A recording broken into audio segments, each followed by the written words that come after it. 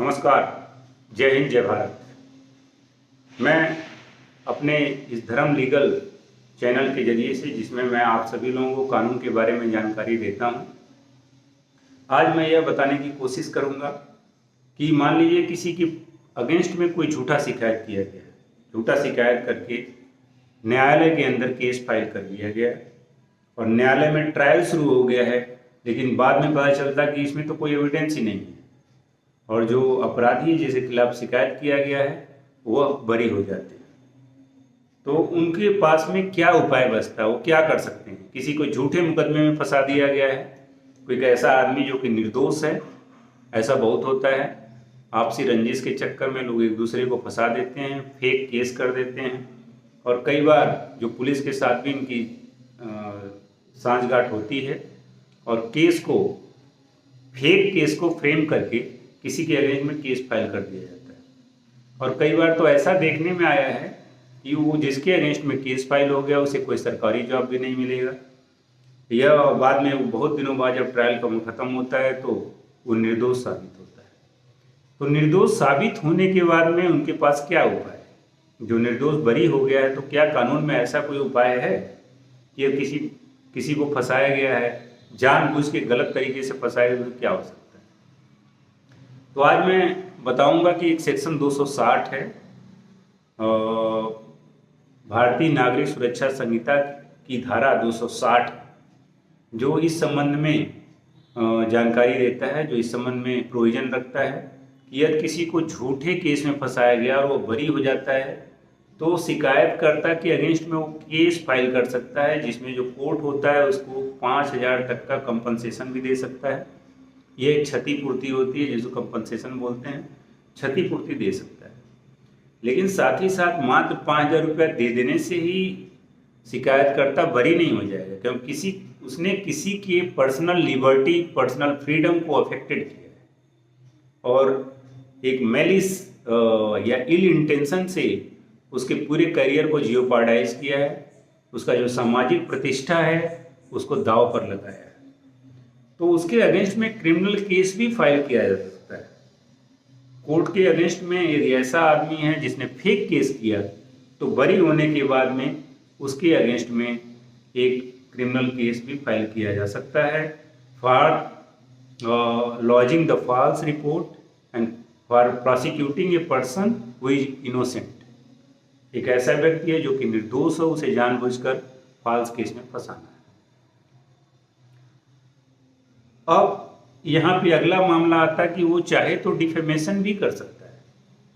Defamation मतलब मानहानि का दावा भी पेश कर सकता है, मानहानि का दावा भी मिलता है। इसका ट्रायल बहुत ही आसानी तरीके से होता है और ऐसे केस में न्यायालय की मदद लेकर ही किया जाता है। अब मैं एक छोटा सा केस बताता हूँ कि इसमें एक एयरफोर्स के एक कारपोरल रैंक के पुराना केस है, 2011-12 का केस है।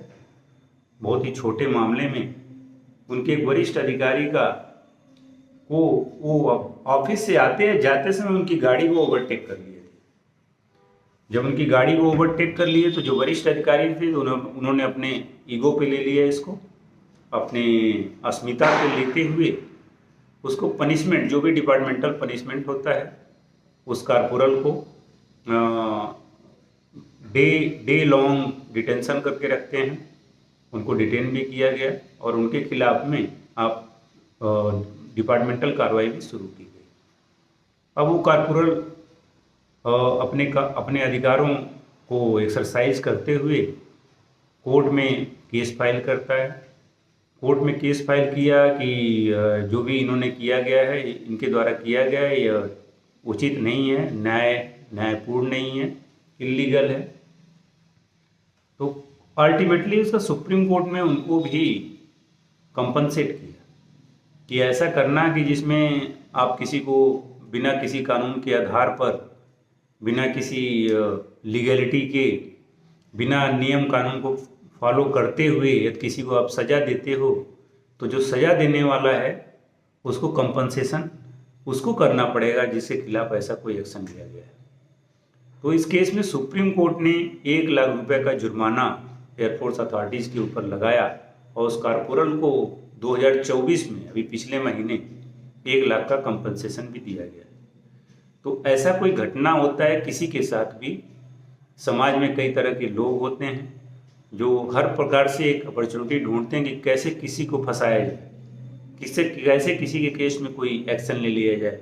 या तो कोई अब सरकारी जॉब कर रहा है, गवर्नमेंट जॉब, चाहे स्टेट गवर्नमेंट का हो चाहे सेंट्रल गवर्नमेंट का हो, तो गलत तरीके से फंसाया जाए, गलत तरीके से फंसा करके उसके करियर को बैडली अफेक्टेड किया जाए।